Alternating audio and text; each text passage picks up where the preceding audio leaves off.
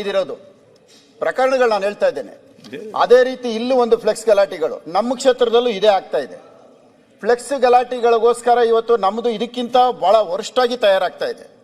ನಾನೊಬ್ಬ ಶಾಸಕ, ನಾನು ರಸ್ತೆನಲ್ಲಿ ಓಡಾಡ್ತಾ ಇದ್ರೆ ಮೊಟ್ಟೆ ಹೊಡೆಯೋದು, ಶರ್ಟ್ ಹರಿಯೋದು, ಮಸಿ ಬಳಿಯೋದು ಒಂದು ಎರಡಲ್ಲ, ಇದೆಲ್ಲ ಆಗ್ತಾ ಇದೆ.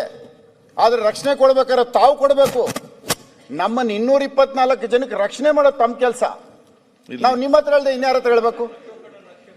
ಇದೆಲ್ಲ ಆಗ್ತಾ ಇದೆ. ದಯವಿಟ್ಟು ಈ ಫ್ಲೆಕ್ಸ್ಗಳಿಂದ ಆಗಬಾರ್ದು ಅನಾಹುತಗಳಾಗ್ತೈತೆ. ಹಂಗಾಗಿ ಫಸ್ಟ್ ಇದನ್ನ ಬ್ಯಾನ್ ಮಾಡಿಸಿ, ಫ್ಲೆಕ್ಸ್ನ. ಗಲಾಟೆಗಳು ತಪ್ಪತ್ತೆ, DC ಗಳು ಬೈಯೋದು ತಪ್ಪತ್ತೆ, ಮರ್ಡರ್ಗಳು ತಪ್ಪತ್ತೆ. ನಾನು ಯಾರ ಬಗ್ಗೆನೂ ಹೇಳ್ತಾ ಇಲ್ಲ, ಅನಾಹುತಗಳನ್ನ ತಪ್ಪಿಸೋಂಥದ್ದು ನೋಡಿ. ಇವತ್ತು ಉದಾಹರಣೆಗೆ ನಮ್ಮ ಕ್ಷೇತ್ರದಲ್ಲಿ 138 ಬಾರ್ಗಳಾಗಿದೆ. ಬಾರ್ಗಳು CL7 ಅಂತ ಒಂದಾಗತ್ತೆ. ಅದನ್ನ ಅಕ್ಕಪಕ್ಕದಲ್ಲಿ ಪಬ್ಲಿಕ್ ಹೋಗಿದೆ, ಮುಚ್ಚೋಕೆ ಹೋಗ್ತಾರೆ. ಮುಚ್ಚೋಕೆ ಹೋದ್ರೆ ಹೆಣ್ಣು ಮಕ್ಕಳು, ಇಲ್ಲೆಲ್ಲ ನಮ್ಮ ಯಜಮಾನರು ವಯಸ್ಸು ಮಕ್ಕಳು ಸ್ಟೂಡೆಂಟ್ಗಳಿದ್ದಾರೆ ಅಂದ್ರೆ ಅವ್ರ ಮೇಲೆ FIR ಆಗ್ತಾರೆ. ಬಾರ್ ಮುಚ್ಚಿ ಅಂದಿದ್ದಕ್ಕೆ FIR, ಬರೀ ಹೆಣ್ಣು ಮಕ್ಕಳ ಮೇಲೆ.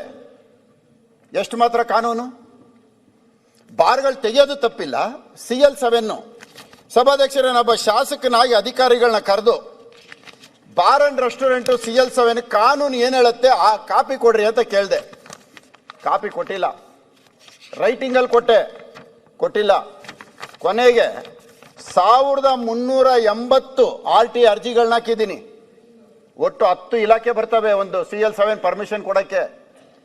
10 ಇಲಾಖೆಯವರು ಇವತ್ತವರೆಗೂ ನನ್ಗೊಂದು ರಿಪ್ಲೈ ಕೊಟ್ಟಿಲ್ಲ. RTI ನಲ್ಲಿ ಕೊಡ್ತಾ ಇಲ್ಲ. ಲೆಕ್ಕ ಹಾಕೊಳ್ಳಿ. ಅಲ್ಲಿನ ನಿಯರೆಸ್ಟ್ ಪೊಲೀಸ್ನವ್ರು ಕಂಪ್ಲೇಂಟ್ ಮಾಡಿದ್ರು ಯಾರು ಕೇಳೋರಿಲ್ಲ. 12 ಗಂಟೆವರೆಗೂ ತೆಗೆದ್ರು ಕೇಳೋರಿಲ್ಲ.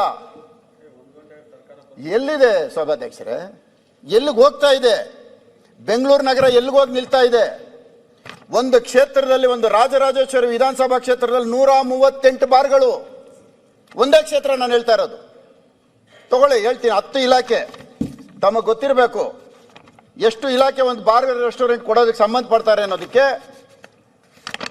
ಅಬಕಾರಿ ಇಲಾಖೆ, ಆರೋಗ್ಯಾಧಿಕಾರಿಗಳ ಇಲಾಖೆ ಟ್ರೇಡ್ ಲೈಸೆನ್ಸು, GBA ವಿಭಾಗದ ಡಿವಿಷನ್ ಅವ್ರು ಕೊಡಬೇಕು, ಟೌನ್ ಪ್ಲಾನಿಂಗ್ ಅವ್ರು ಕೊಡಬೇಕು, ಬೆಸ್ಕಾಂ ಅವ್ರು ಕೊಡಬೇಕು, BWSSB ಅವ್ರು ಕೊಡಬೇಕು, ರೆವಿನ್ಯೂ ಡಿಪಾರ್ಟ್ಮೆಂಟ್ ಕೊಡಬೇಕು, ಫೈರ್ ಡಿಪಾರ್ಟ್ಮೆಂಟ್ ಕೊಡಬೇಕು, ಸಬ್ ರಿಜಿಸ್ಟರ್ ಕೊಡಬೇಕು. ಸಬ್ ರಿಜಿಸ್ಟರ್ ಯಾಕೆ ಗೊತ್ತಾ ಸಭಾಧ್ಯಕ್ಷರೇ? ರೆಸಿಡೆನ್ಷಿಯಲ್ ರೋಡ್ ಇರ್ತದೆ, ರೆಸಿಡೆನ್ಷಿಯಲ್ ಏರಿಯಾ ಇರುತ್ತೆ, ಅಲ್ಲಿ ಕಮರ್ಷಿಯಲ್ಲು CL7 ಕೊಡ್ತಾರೆ. ಲೆಕ್ಕ ಹಾಕೊಳ್ಳಿ.